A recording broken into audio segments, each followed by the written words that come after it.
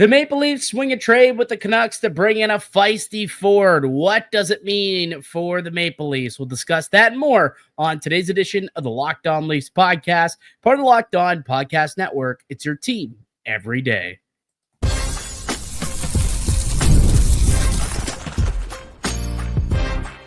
You're Locked On Maple Leafs, your daily podcast on the Toronto Maple Leafs. Part of the Locked On Podcast Network. Your team every day.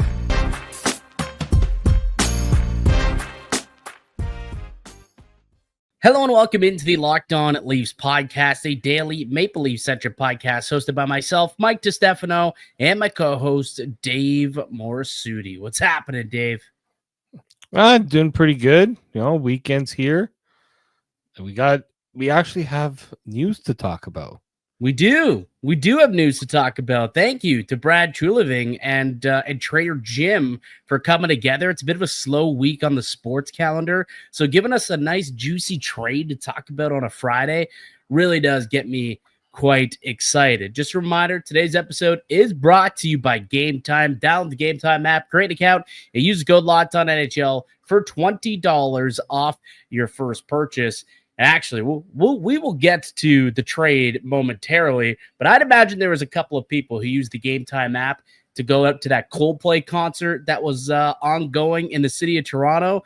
Did you happen to see the controversy that has come from the Coldplay concert regarding some big millionaire tech CEO apparently getting blasted on the Jumbotron Kiss Cam? It was quite the spicy situation, Dave. Did you see that whole shenaniganery? Yeah. So, it's so hilarious. The whole situation of how it played. I think this has happened in Boston.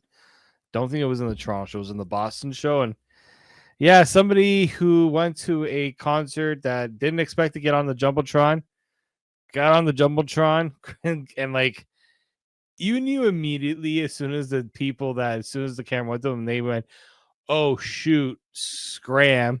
Or like the dude ducks underneath, the lady covers her face, turns around. Like, you couldn't have looked more guilty. And like they even said, like, he's like, "Oh, either this guy's having an affair or he's just a world's shyest guy." And sounds like it was the former, unfortunately, and it's going to be a sticky situation for all parties involved moving forward. But that's a bad way for someone to figure out that there's some fooling around going on behind their back. I mean, it is a really sad situation. Like, someone's life definitely got crushed yesterday, but it was just, it's pop culture, man, and this thing is taking on a life of its own. That's the water cooler talk today. Did you see what happened at the Coldplay concert? The amount of times someone has asked me about that or sent me the video or a meme. Like, memes are starting to be created now. It's quite something.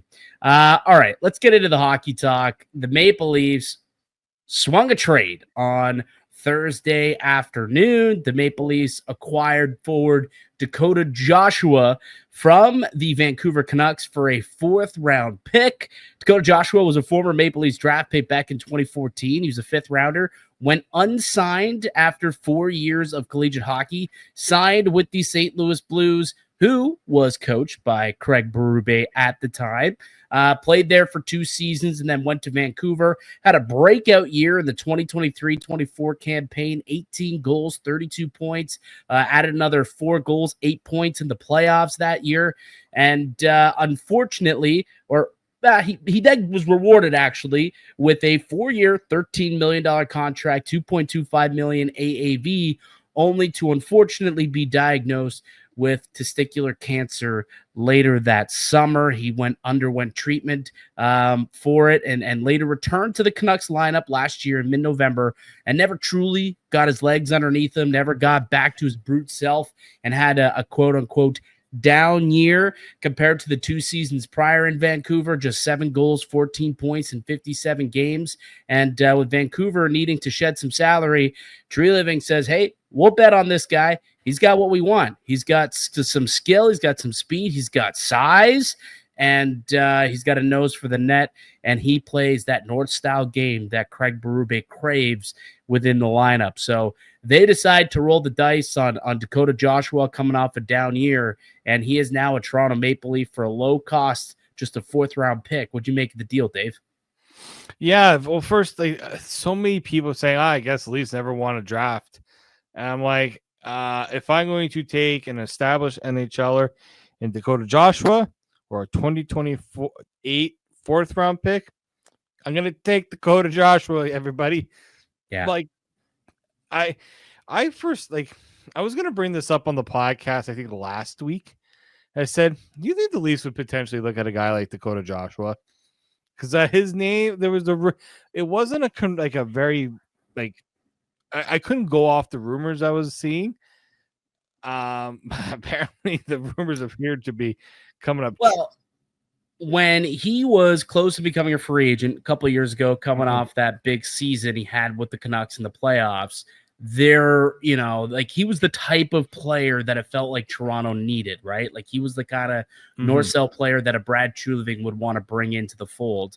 And I remember he was kind of on like the target list, for the Maple Leafs to bring in a middle 6 power forward winger with size. And Dakota Joshua kind of fit that bill at the time, but he decided to stay in Vancouver for $3.25 million annually on a 4-year deal, which at the time was considered a pretty decent deal for Joshua coming off that breakout season of his, and including the playoffs. And keep in mind, like I remember those playoffs quite vividly, and he was massive for Vancouver. Like he only had 4 goals in that run through 2 rounds, but I'm pretty sure all 4 were either game tying or go ahead goals for Vancouver. Like he played some big time minutes and scored some big goals for them in that playoffs. He's got a nose for the net, and that's exactly where you're going to score come playoff time. So he's the perfect type of player that I think the Maple Leafs are looking to add into this group. I mean, he brings that gamer DNA that Treliving is looking for. He's got that nose for the net. He's physical. He can forecheck like the best of them. He's not afraid to hit. I think Dakota Joshua last year, was right up there when it came to hits, if I'm not mistaken. I'm trying to find out where his hits was. Yeah, 245 hits that year in his breakout season, 222 the year before that. Last year in just 57 games, he had 193 hits. So he's someone who will throw the body around all the time. He doesn't mind blocking a shot or 2. So Dakota Joshua will come in here and play a physical brand of hockey, and it kind of fits the mold of what this team is looking to do, especially down in the bottom 6. And he brings a bit of a scoring element as well. Like I said, 18 goals just a couple seasons ago. So if he can bring you that, score you 15 to 18 from the bottom 6, play a physical brand of hockey, be tough to play against. I like this addition for the Toronto Maple Leafs. I like it a lot. I do, and it feels like Joshua's place was kind of taken by Kiefer Sherwood. Vancouver, in Vancouver. So that's the other thing too, is like people are like, it was a down year from, well, yeah, he's dealing with a recovery from a cancer diagnosis. Right. But also he never had a full off season to recover. Like the guy was I think he was doing chemo throughout the summer, right? Like he just didn't have a chance to get a full summer in of working out. And he never really was able to get back to full speed. Well, now he's been able to play, 57 games last year, and he's had a full off season now to kind of get back to form. So I wouldn't be as worried about last season. I think we'll see a much closer version to the 2013-20 or 2023-24 version to Dakota Joshua. Yeah, and the guy finished top 30 in hits among forwards and only played 57 games. There you go. There you go. The only player that did better was Garnet Hathaway in terms of just didn't play as many games, but just hit out. Like when you're thinking, when we're talking about why the Leafs struggled against a team like Florida, the Leafs did not have a guy like Dakota Joshua that would just hit everything in sight. Yeah, and can also, not be a black hole offensively too. He only scored 4 goals in that that run a couple. That was 4 goals in 13 games. I was watching big goals, man, big goals. And I was watching a video though of a guy talking about that. He's like, you know how many goals Mitch Marner had in those same playoffs? The same? 1. Yeah, he had 1. So it's just like we can't be picky about a player's production in the playoffs when guys in the bottom 6 have not performed like Dakota Joshua, like that's if health goes well and he plays in the right, he's put in the right role, he could probably succeed. Especially with Craig Berube. 100%. How many players in the postseason this year had 4 goals? Like the Leafs played the same amount of games, right? The Leafs ended up going and playing 13 games through 2 rounds, right? How many goals did they have, or how many 4 goal scorers did they have in the postseason? Like their leading goal scorer had what, 5? If I'm not mistaken, with Nyes and Tavares. I guess Willie, I think, had 6. They had Nyes, Tavares with 5, and then it's Riley had 4. Matthews only had 3 goals in 13 games. Pacioretty had 3 in 13.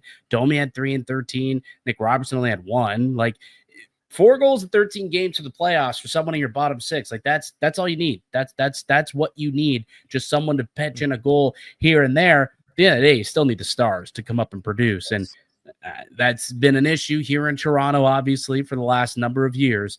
But I like the depth that they're building here in Toronto. The question is now, like, do they have too much depth? Like, you add Dakota Joshua into the fold here, and now all of a sudden you take a look at the lineup, and it's like, man, they've got a lot of players, and too many players almost to fill all the forward positions. Let's take a break. Let's come back, and we'll take a look at the makeup of the team and take a look at how deep this roster truly is and if something needs to happen. So that's all coming up next here in the Locked On Leafs podcast, part Locked On Podcast Network. It's your team every day. Today's edition of the Locked On Leafs podcast is brought to you by Monarch Money. Ever wish managing money felt easier?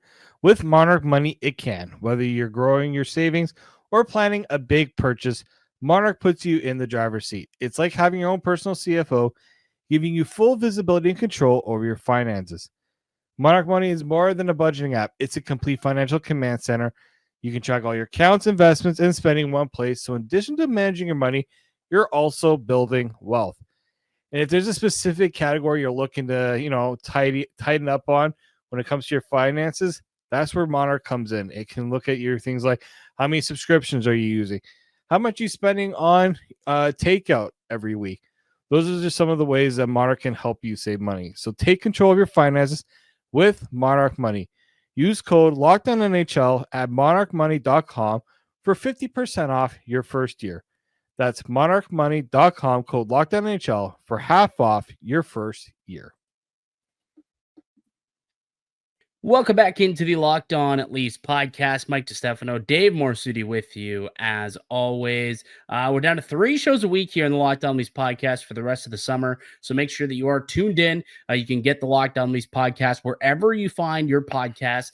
And you can also find us up on YouTube. Down to 3 a week, but still weekly. We'll be handing out some podcasts to you guys. So although it's the dog days of the summer, there's still lots to talk about in Leafland, including this Dakota Joshua trade that kind of seemingly came out of nowhere. Bit of a cap dump situation for the Canucks. Like, just seems like they're looking to get out of that contract. It sounds like they want some more money and some more cap space to make a move down the middle. And I'm glad the Maple Leafs kind of jumped on this. And it goes to show that, spending your money willy-nilly out of the gate, maybe sometimes not the best move. So good on Treliving for, not going on a spending spree in free agency early and waiting for some things to develop, being able to get Dakota Joshua for he's here for another 3 years. It's a 3-year contract, making 3.25. Now, some people believe that that's a little too much money at 3.25 for a bottom 6 piece. Someone who only had 7 goals last year. I don't know. Where are you at with that, with the money and the contract? 3 more years, 3.25, Dave. I mean, look, giving term to a bottom 6 player, I've always been iffy on that, but 3.25 is a manageable number. We're talking about with the way the salary cap is going.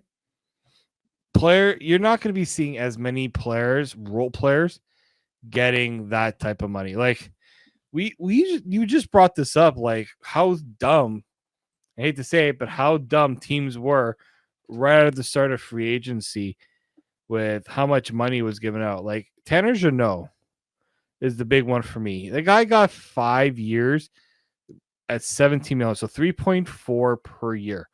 Again, I said, 3.4 is not that bad. The guy had 13 points. Right. And he got a 5-year deal. Like, Dakota Joshua at least had 18 goals. He had more goals 2 years ago, to be fair. But yes. Yeah, but when he signed that deal, right, he was coming off 18 goals, decent numbers in the playoffs. Yeah, like that at least makes a little more sense. So, yeah, I get it. I get it because now, like when Vancouver did that deal, it put them in a weird position where they had too many players making that much, but also Vancouver went out and spent money on Evander Kane, and they brought back Brock Besser. Then they did Jake DeBrusk. Like, they've spent a lot of money on wingers that they just it didn't make sense to have Dakota Joshua on what he's making. Like, I get it, but like the Leafs now are in a totally different, position now where they don't want to be as top heavy. They want to rely more on depth. You're gonna bring up the lineup projection, but like we looked at this bottom six for how many years and just say, like, the bottom six just has to survive. Yeah, right. Like, don't lose your limit. A lot of guys that were making league minimum, a lot of guys who were, kind of small and skilled, miscast, and they didn't have a role with the team. Like, I'm thinking, of the Dennis Mulgans and unfortunately, Pontus Holmberg, who didn't really end up having a true role with the club, and they decided to let him go, right? David Kampf seems to be getting squeezed out a little bit here. But yeah, like it really does feel like the Maple Leafs are putting an onus on building out their depth of this team, and to a point where there seems to be a bit of a logjam right now in the forward groupings. Like, I'm taking a look currently on cap wages, and they have 14 NHL forwards under contract as is. And that's without having Nicholas Robertson signed, who's still awaiting his arbitration hearing. So once that gets settled, they'll have as much as 15 forwards signed to NHL contracts. And that's, last I checked, you can only play 12 of them, Dave. Last I checked, that's it. And unless you want to have no defensemen, as backup, you're probably not going to need 15 forwards on opening night. Although having, depth, as we mentioned, is good, but it feels like there's too much of it, right? Feels like there's too many guys. So I'm going to pull up what I currently have as my lineup projection going into the season. Like, if the season were to start today, this is what my lineup projection would be now that Dakota Joshua is in the fold, and how it kind of changes and differs from how things were before. So this is the lineup that I currently have for the Maple Leafs right now. So I've got Nyes, Matthews, and Max Domi as the top line, Matias Maccelli, John Tavares, and William Nylander as the second line. And I got Dakota Joshua coming in now as a perfect fit as a third line left winger next to Nick Lavoie and Bobby McMahon, followed by a fourth line, which was unbelievable in the playoffs. Like, this fourth line of Steven Lorentz, Scott Laughton, Calle Jarnkrok, they were solid. They had some real good shifts. And if that can be your fourth line, you're looking at a pretty deep, skilled, good. They can generate a little bit of offense, and that they can defend and they're responsible in their own end. That's four lines. The Maple Leafs can roll four lines if this is what they go into the season with. And I don't think that's too terrible. Like, granted, did they really replace Mitch Marner? No, they did not. But what they did was, instead of giving one guy 6, 7, 8, 9, 11 million, they decided to disperse it, right? Nick Waugh, you get 3 million. Dakota Joshua, you get 3.2. Let's bring in Matias Maccelli, who's making $3.4 million. We'll give Steven Lorentz a little bit more money at 135 to retain him and keep him in the fold. Like, that's kind of what they did. They decided, okay, instead of finding one guy to replace Marner, let's just build out our depth and rely on the Matthews, the Nyes, the Tavares, the Nylanders of the world to provide enough offense from the top six and allow that bottom six, who can also provide a tad more offense, but also be defensively responsible at 200-foot players as well. Yeah, I mean, that third line just looks incredible. That looks like a pain in the ass to play against. Yeah, a pain in the ass. Size, was no, guys that can skate, McMahon and Joshua, guys are going to hit. McMahon could be the kind of the goal scoring threat on that line. Like it looks like a line that will have more of an identity than what we've seen in the past, right? Where you just are interchanging parts and hoping something's going to work. Like, okay, let's see if we can get Nick Robertson, Bob McMahon, and Max Domi to work. Until it doesn't work, and you're just like, oh, like what do we do now? Right? There might even be a case here that with depending on what happens with Nick Robertson, he could shift himself into this bottom six in some way too, right? Maybe depends. I would prefer to have two defensively responsible lines, like in the bottom six. I would like even if he signs a contract or after the arbitration hearing and he's on the team and he's got a contract, unless he absolutely blows you away. For me, he would have to compete with like Domi Michelli in the top six more so than he would be competing for those bottom six spots, unless a trade happens, which is very much possible. We'll get to that in a moment. But as it stands right now, even if Robertson was on the roster, if this is all the players, all 14, you add Robertson, 15 guys that the Maple Leafs will have to choose from on opening night, that's the roster and that's the lineup that I'd put together. Nick Robertson doesn't make it for me.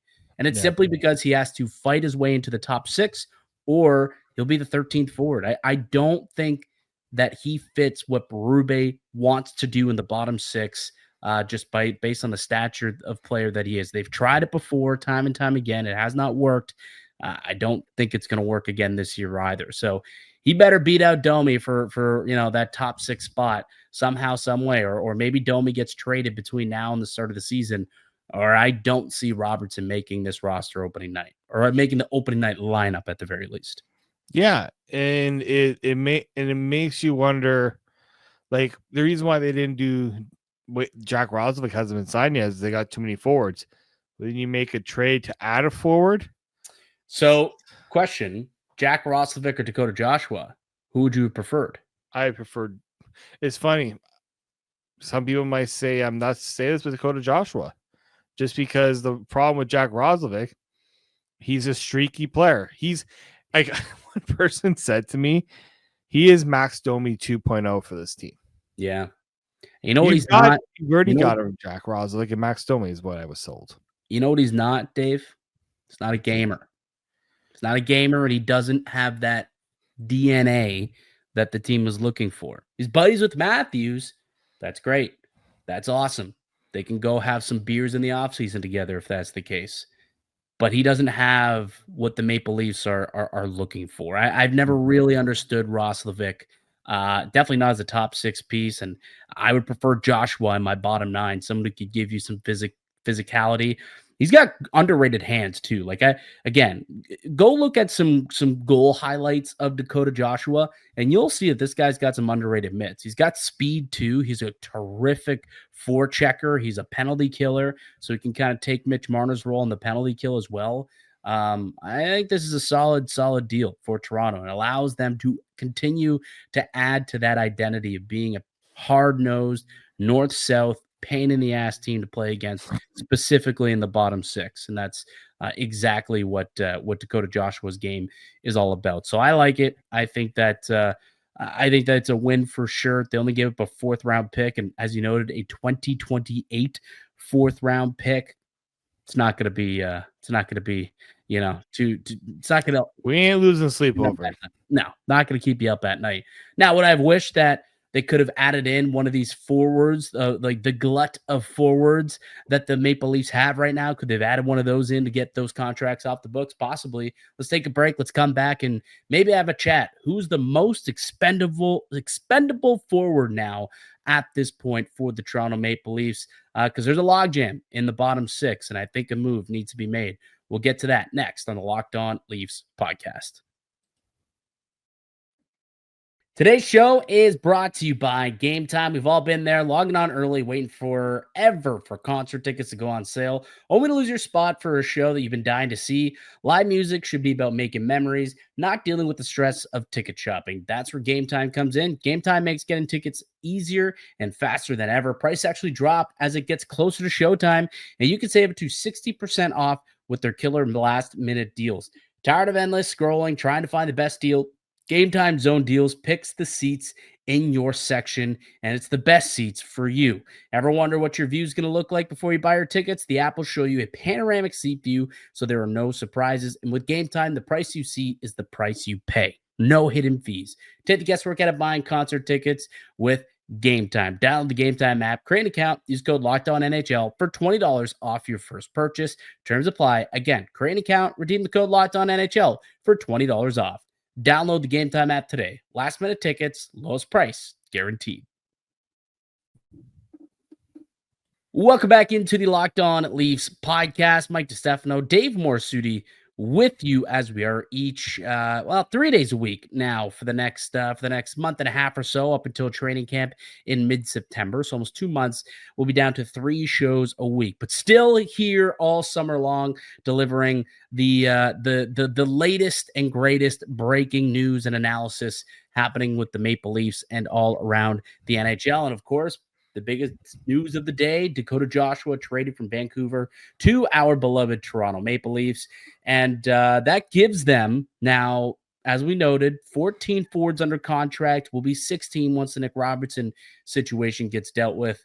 It's just too many bodies, Dave. That's too many bodies. And I get it. They're not quite, in trouble cap-wise. Even with this Dakota Joshua trade, they still have a shade under $3 million with a roster of 23 players. That's with Kampf, Pezzetta, and Henry Thrun as the scratches on top of this list right here. I think, did I have it up there? Yeah.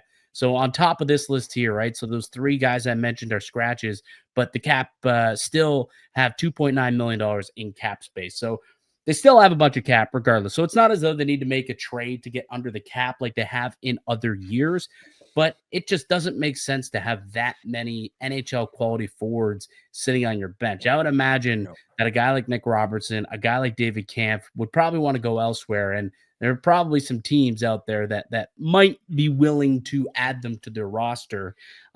Just seems like there's just too much going on for the Maple Leafs right now in the bottom 6. A glut of forwards, a logjam, if you will.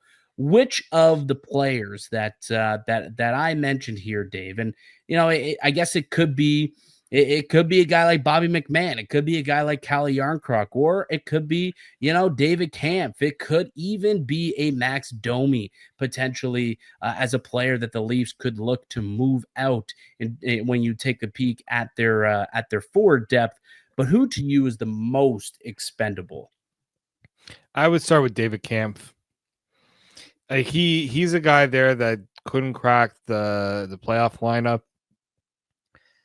Injuries have started to catch up on him too, and he just doesn't bring that Craig Berube style. Like, I understand he's a forward, he's a centerman and plays on the penalty kill, but they don't even use him as a top penalty killer anymore.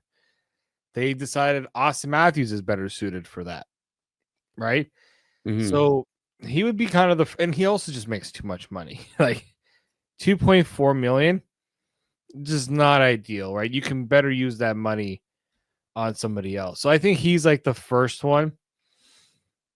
Calle Jarnkrok still has value, obviously. Like, he can still bring some stuff. It's just that price tag, I'd like to see more offensive upside from him. So if a team is willing to take on a Calle Jarnkrok, I'm open to it, but I'm not going to just toss him away for like future considerations. Let's just say, I think there's still, at least when he got into the lineup in the playoffs, try to at least bring an element for the team, whether that was defensively, just to give them something. And, you mentioned it, the fourth line wasn't too bad with him on it. So I would say like those two for me, because if you trade both of them, that's $4.5 million in cap space you open up there. Yeah. Now, again, I don't think the cap necessarily matters at this point. I mean, it doesn't. No, it's more kind of the flexibility of Yeah. the roster spots that you're opening up, I suppose. Like there's a couple guys down in the minors that you like that might be able to come up and play in a pinch. Like Travis Boyd has been an NHLer, times in his career. Vinny Lettieri at some point, does Easton Cowan push his way into this lineup?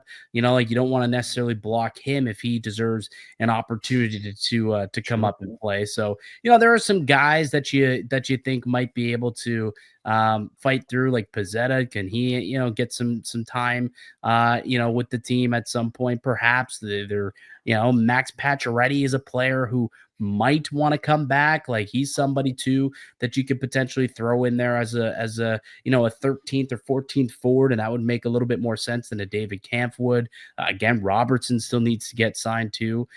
So yeah, like there's a couple of guys.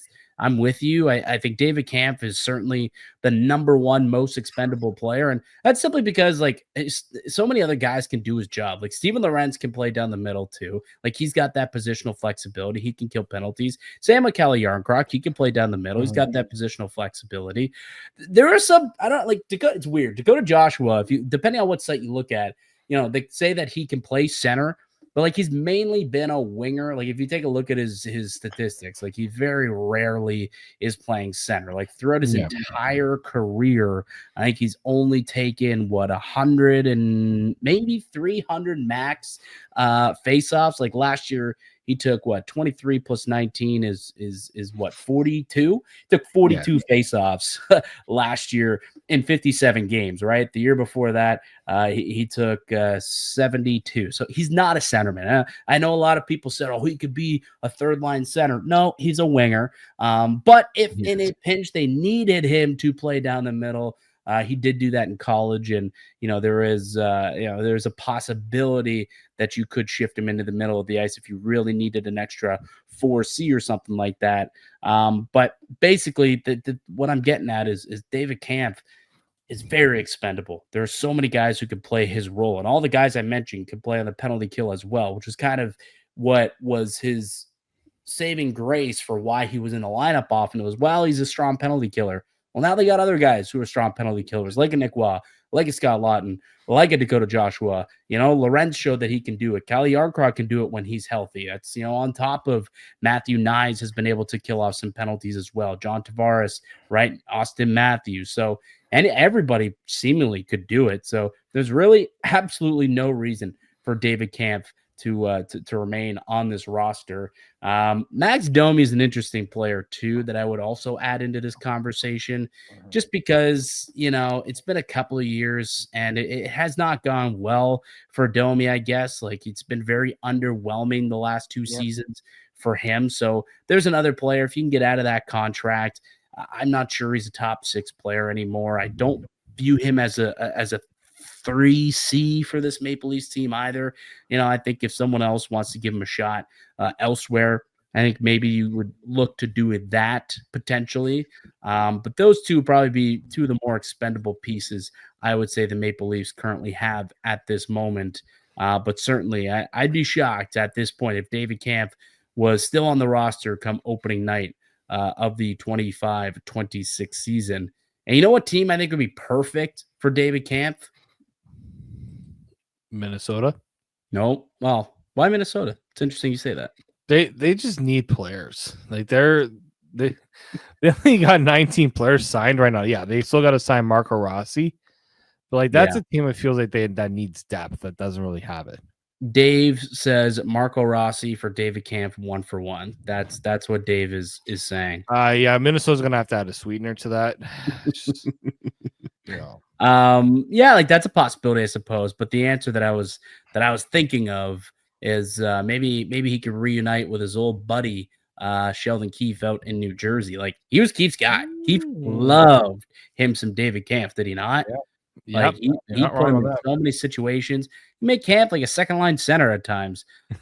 So I think David Kampf to Jersey could kind of fit. I'm taking a peek now. They still have $6.2 million in cap space. And they could use a fourth line center. Like Right now, they got, Cody Glass there. They just signed him to a contract, so maybe they want to give him an opportunity. But potentially, you can move Glass to the wing and allow Camp to come in and play the center ice position. But that would be the first place I'd call if I were Brad Treliving. Hey, you want your old boy back? Huh? Your golden goat that apparently you had while you were here in Toronto. You can have him basically for free. Yeah. Give us a 4th or 5th round pick. Basically, what we gave up for Hey, they got 2028 2028 4th for David Camp. Make it happen. Do it. Yeah. We just traded away a 2028 4th. We need one back. Yeah, we need it back. You know what? I'll take a 5th. I'll take a 2028 5th.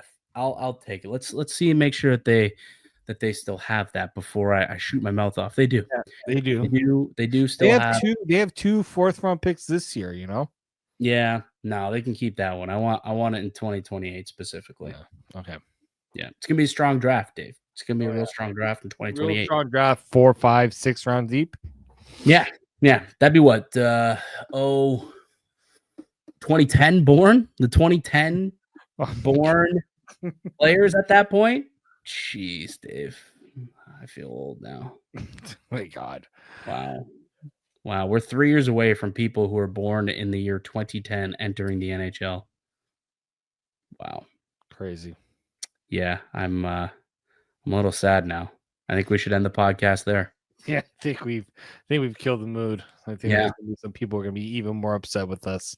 Yeah, I think so too. All right, let us know your thoughts on the trade down below. Do you like it? Do you not? Let us know why. But that'll do it for us here today on the podcast. I'd like to thank you all for listening and supporting the show. You can subscribe to the Locked On Leafs podcast on all platforms and receive daily Leafs content. Follow myself on Twitter at Mickey_Canuck. Follow Dave at D_Morassutti, and follow the show as well at Locked On Leafs. We'll be back with another episode for you guys on Monday. Enjoy the weekend, everybody. Until then, keep it locked right here on Locked On Leafs.